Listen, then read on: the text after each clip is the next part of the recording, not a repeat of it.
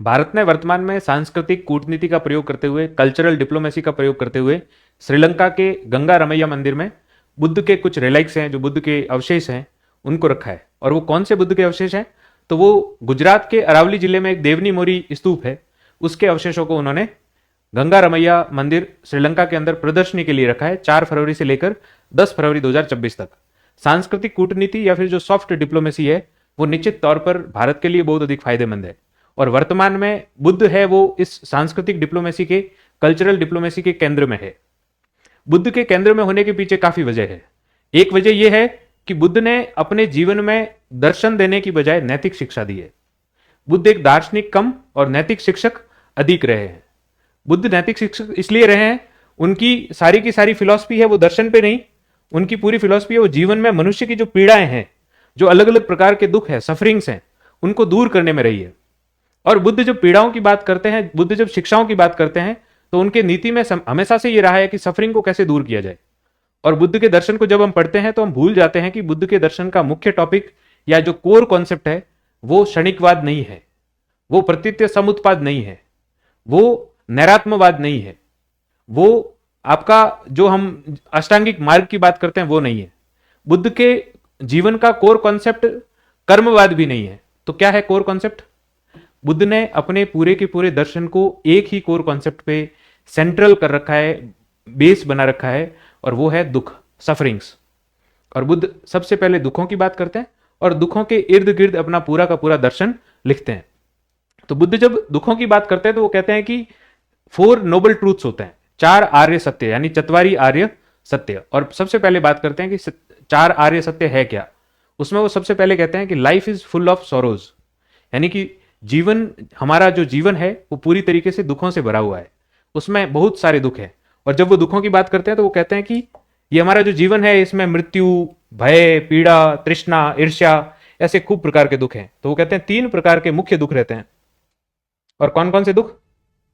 तो पहले कहते हैं वो दुख दुखद। सबसे पहले कहते हैं दुख दुखद। दुख दुखद का मतलब है कि एक व्यक्ति के जन्म, मृत्यु, पीड़ा, किसी भी प्रकार के लगने से, और इस प्रकार की जितनी भी पीड़ाएं हैं, जितने भी दुख हैं, वो सब क्या है? दुख दुखद है। दूसरा वो कहते हैं संकर दुखद।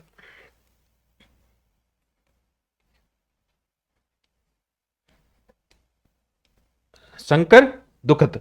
संकर दुखद का मतलब है कि एक व्यक्ति के जीवन में उसके इर्द गिर्द जो कुछ भी चल रहा है, उसकी वजह से जितने भी प्रकार के दुख पैदा होते हैं, वो सब क्या है? संकर दुखद है। और तीसरा बुद्ध बात करते हैं तो वो कहते हैं कि विपरिणाम दुखद, कि एक व्यक्ति के जीवन में जो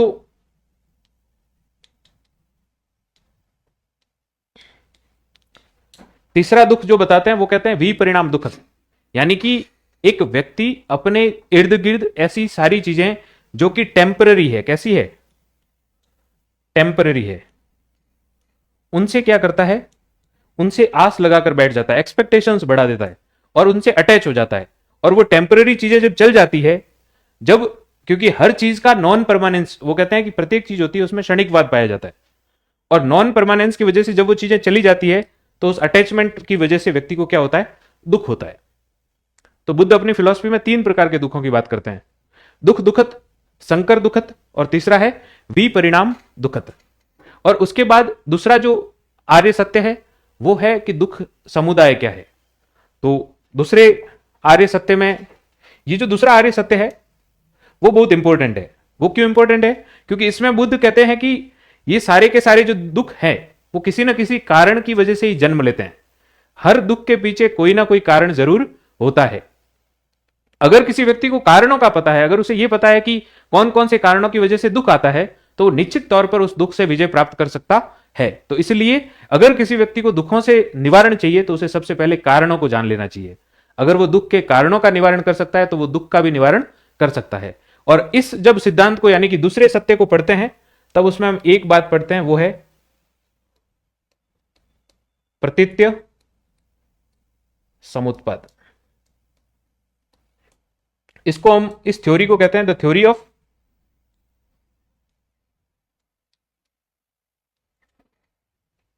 dependent origination. Theory of dependent origination. वो कहते हैं कि दुनिया के अंदर प्रत्येक चीज, प्रत्येक घटना, प्रत्येक तत्व, प्रत्येक जीव, प्रत्येक प्रकार की हर चीज जो होती है उसके पीछे कोई ना कोई कारण जरूर होता है। इसलिए सबसे पहले कारणों का पता करें। और जब वो ये प्रतीत्य समुत्पाद की बात करते हैं कि हर चीज के पीछे कोई कारण पाया जाता है, तब वो कहते हैं कि टोटल 12 कारण होते हैं। कितने कारण होते हैं? 12 कारण। और इन 12 कारणों को वो भव चक्र कहते हैं। क्या कहते हैं? भव चक्र। वो कहते हैं कि अगर किसी को भव चक्र का पता है तो वो इन भव चक्र से, इस संसारिक जो मार्ग है उसके इन चक्र से बाहर भी आ सकता है। तीसरा जो इसका आर्य सत्य है वो है दुख निरोध, कि हम इन सफरिंग से ससेशन कैसे करें, इन सफरिंग से बाहर कैसे जाए। तब वो कहते हैं कि निर्वाण एकमात्र मार्ग है। क्या कहते हैं? कि निर्वाण जो है उसके माध्यम से कोई भी व्यक्ति इस जो सफरिंग्स है, ये जो दुख है, इनसे बाहर जा सकता है। और निर्वाण के लिए वो फिर क्या करते हैं? चौथे आर्य सत्य में वो बताते हैं कि सभी दुखों से निकलने के लिए आपको अष्टांगिक मार्ग अपनाना पड़ेगा, जिसको हम कहते हैं दुख निरोध गामिनी प्रतिपदा। दुख निरोध गामिनी प्रतिपदा, यानी कि दुख से निकलने का मार्ग कौन सा है। और जब दुख से निकलने की मार्ग की बात करते हैं तब वो कहते हैं कि व्यक्ति को अपने जीवन में मिडिल पाथ अपनाना चाहिए।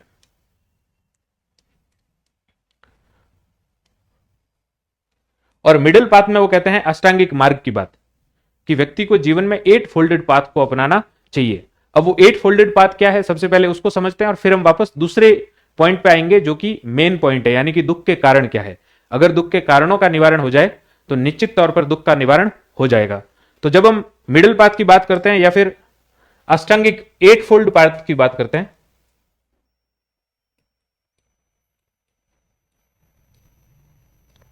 एट फोल्ड पाथ क्या होता है?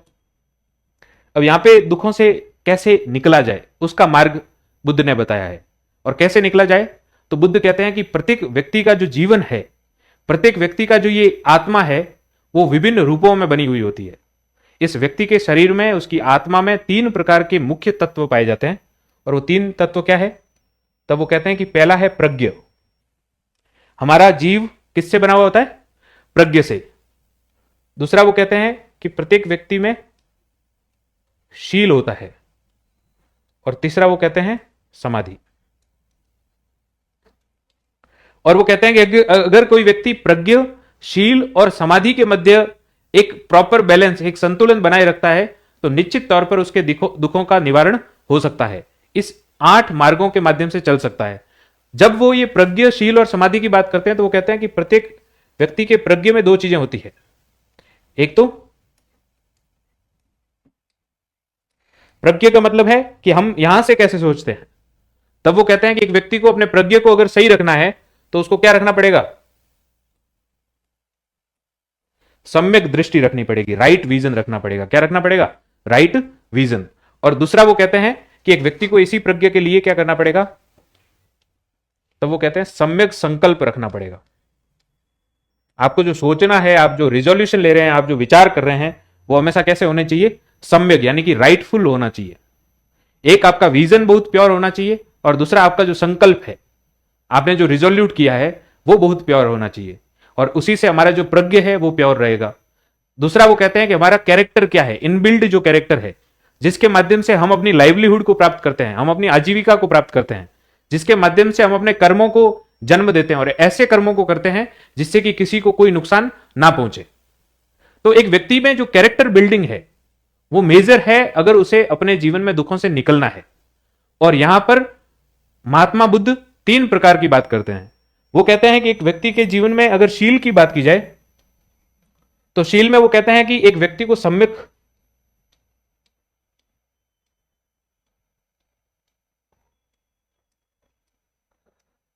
कर्मांत रखने चाहिए। सम्यक कर्मांत का मतलब कि राइटफुल कंडक्ट रखने चाहिए। अपने जो एक्शंस हैं, अपनी जो ड्यूटीज हैं, वो जिन चीजों से जो कुछ भी कार्य कर रहा है वो कैसे हो? राइटफुल हो। दूसरा वो कहते हैं शील के लिए कि एक व्यक्ति कमा किससे रहा है उसका बहुत फर्क पड़ता है।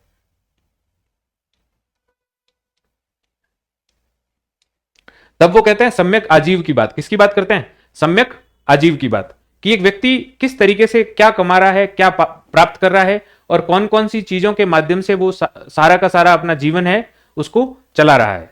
तो दूसरा क्या है, सम्यक कर्मांत, सम्यक आजीव। और तीसरा जो इस शील के माध्यम से बुद्ध जो कहना चाहते हैं वो आपका है कि हम स्पीच किस तरीके की रख रहे हैं, हमारा जो वचन है, हम जो बात कह रहे हैं, हम क्या झूठ तो नहीं बोल रहे। तो तीसरा जो हम बात करते हैं वो है सम्यक वाक,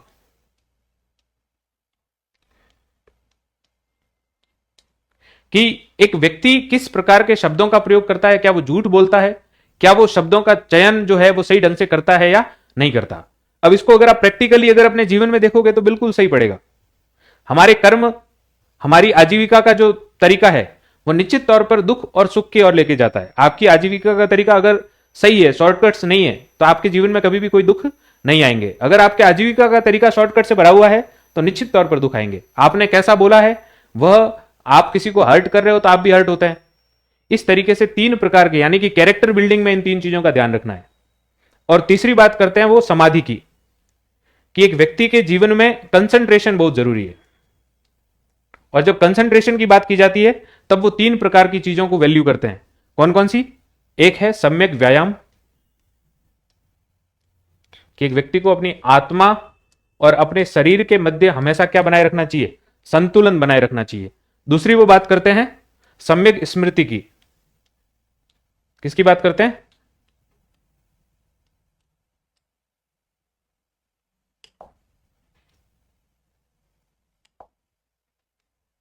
सम्यक स्मृति की। और तीसरी वो बात करते हैं कि एक व्यक्ति को अपने जीवन में समाधि यानी कि कंसंट्रेशन जो है वो बनाए रखना चाहिए। ये 8 फोल्ड पाथ हैं जो कि तीन चीजों से बने हुए हैं। किससे? प्रज्ञ, दूसरा शील और तीसरा समाधि। अगर प्रज्ञ, शील और समाधि प्योर है, अगर वो राइटफुल है, तो उसके अंतर्गत ये तीन प्रकार की चीजें पाई जाती है। तो हम जब दुख की बात करते हैं या दुखों के विभिन्न प्रकारों की बात करते हैं, अगर 4 आर्य सत्य की बात करते हैं, तो हमें सबसे पहले पढ़ते हैं दुख, फिर पढ़ते हैं दुख समुदाय यानी कि कॉजेज क्या है, उसके कारण क्या है। तीसरा हम पढ़ते हैं दुख निरोध, निर्वाण ही एकमात्र मार्ग है। और चौथा हम पढ़ते हैं दुख निरोध गामिनी प्रतिपदा। उस निर्वाण को प्राप्त करने के लिए आपके जीवन में इन सभी प्रकार की चीजों, प्रज्ञ, शील और समाधि के मध्य संतुलन पाया जाना जरूरी है। अब हम बात करते हैं जो सेकंड टॉपिक था हमारा, जो 4 आर्य सत्य में जो सेकंड है कि प्रत्येक दुख के पीछे कोई ना कोई कारण जरूर होता है उसकी। उसमें हमने एक सिद्धांत की बात करी, वो है प्रतीत्य समुत्पाद। हमने बात करी प्रतीत्य समुत्पाद क्या होता है। तो प्रतीत्य समुत्पाद का हमने मतलब बताया कि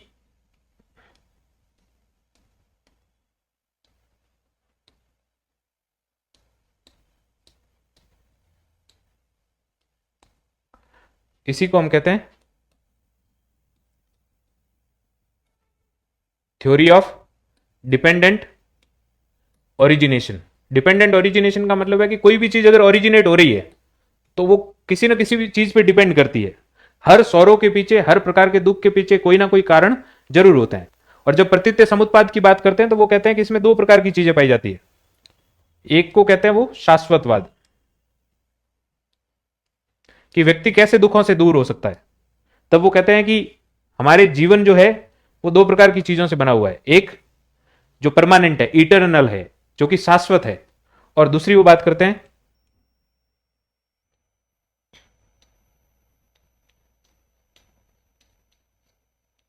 उच्छेदवाद। उच्छेदवाद का मतलब है कि प्रत्येक व्यक्ति के जीवन में कुछ चीजें होती है, वो क्या होती है? परमानेंट होती है, और कुछ चीजें वो उच्छेदवाद का मतलब है कि नॉन परमानेंट होती है।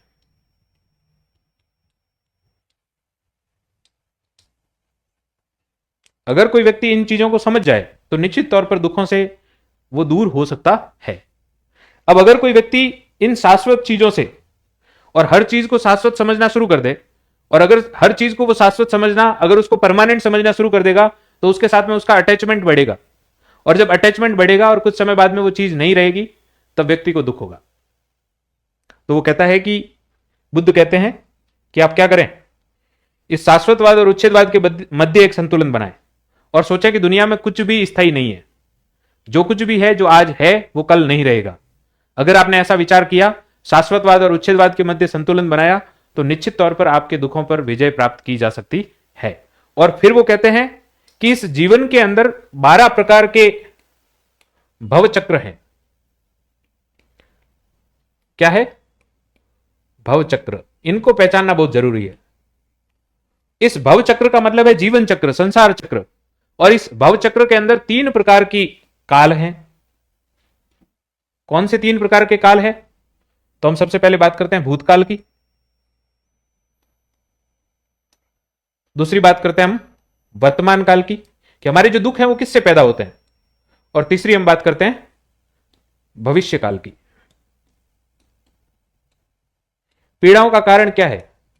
पहला कारण तो यह है कि वो आदमी चला गया, इतने समय से मेरे साथ था, आज नहीं है। यह दुख का कारण है, भूत है। और भूत क्यों है? क्योंकि अविद्या है। क्या है? अविद्या। हमें पता नहीं है कि जो चीज आती है वो जाने के लिए होती है। दूसरा दूसरा है कि वर्तमान समय में जो चीजें हमारे पास में है, उन चीजों से फिर हम अपनी गलतियों से नहीं सीखते, फिर से हम उनसे अटैच हो रहे हैं। स्पर्श अपने आप में एक बहुत बड़ा दुख का कारण है। वेदना अपने आप में बहुत बड़े दुख का कारण है। जो आपकी तृष्णा है वो अपने आप में दुख का बहुत बड़ा कारण है। उपादान है वो अपने आप में दुख का बहुत बड़ा कारण है। कि एक व्यक्ति को अपने जीवन में स्पर्श और इन सबसे दूर रहना चाहिए। अगर वो स्पर्श के माध्यम से, अटैचमेंट के माध्यम से एक बार फिर उन क्षणिक चीजों से जुड़ जाएगा, तो निश्चित तौर पर कुछ समय बाद में उच्छेदवादी प्रवृत्ति की वजह से वो चीजें चली जाएगी और व्यक्ति फिर से दुख में गिर जाएगा। और तीसरा है कि कल क्या होगा। इस कल क्या होगा का जो सिद्धांत है, उसके माध्यम से व्यक्ति पूरे दिन ये सोचता रहता है कि आगे क्या होगा और क्या किया जाना चाहिए। तो इन तीनों चीजों के माध्यम से हम समझ सकते हैं। तो बुद्ध अपने प्रतीत्य समुत्पाद में 12 प्रकार के भव चक्र की बात करता है। किसकी बात करता है? 12 प्रकार के भव चक्र की बात करता है। 12 प्रकार के भव चक्रों की बात इसमें करता है। इसमें कुछ चीजें जो भूतकाल से जुड़ी हुई होती है, कुछ चीजें जो कि वर्तमान काल से जुड़ी हुई होती है, और कुछ चीजें जो कि भविष्य काल से जुड़ी हुई होती है। तो बुद्ध इसमें कहते हैं कि एक व्यक्ति अपने जीवन में सबसे पहले किसी चीज का शिकार होता है, तो वो होता है अविद्या का, कि वो अपने पूर्व के किए हुए कर्मों के बारे में सोच नहीं पाता।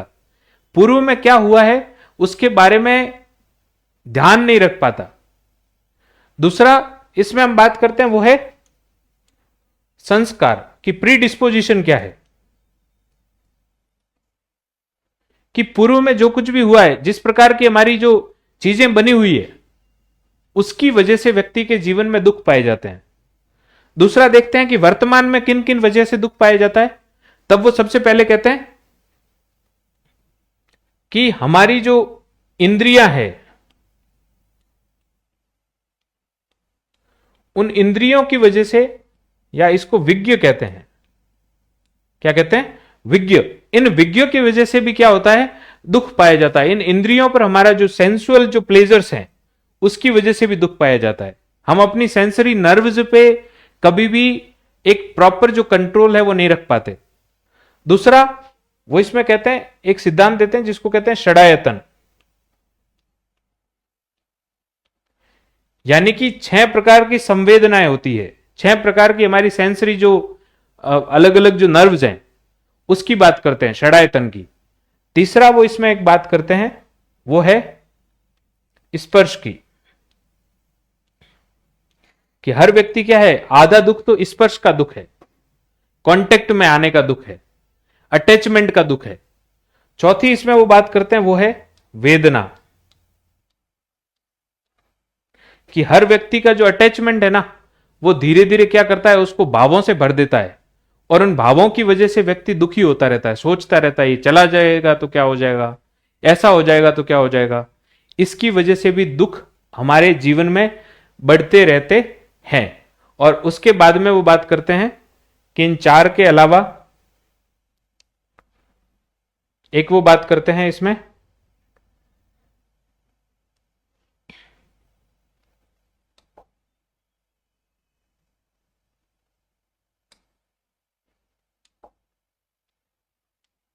पांचवे में इसमें वो कहते हैं तृष्णा, कि हर व्यक्ति के जीवन में क्या होती है, तृष्णा पाई जाती है। क्या पाई जाती है, तृष्णा।